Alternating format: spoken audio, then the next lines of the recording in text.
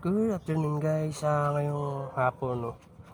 Bali, yung araw na rin naman na medyo mainit ang panahon, hindi masyado nag-uulan. So ngayon, maglalagay tayo ng abono rito sa mga segunda natin na tinanim na mais kasi yun doon may mga arbos yun yung pinagugulan na lang yun. So ito na andito, natanim natin, lalagyan natin ng mga ng abono bago tayo magpakain ng manok. Dahil kasi after natin dito mamaya dadiretso naman tayo dun sa kay tatay kasi lalagyan din natin ng abono yung carbo grass doon para mag-build siyang kasi yung pagkagaling niya maputla, so hindi nakakita yung ganda ng pagka-variegated niya dahil halos magparehas lang yung kulay ng puti tsaka nung green ng ng dahon. So lagay muna tayo taba.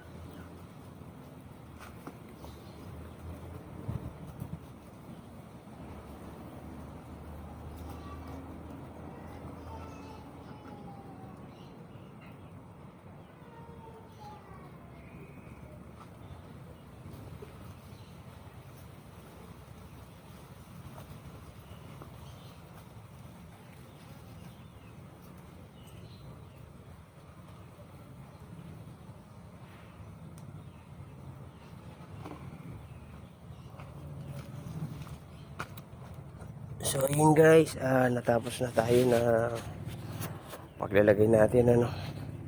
So ayan, naka-ready na rin yung ano, mamaya magdidilig na lang tayo. So ayusin na lang muna natin. So maraming salamat sa inyong panonood guys. So maraming thank you for watching. God bless.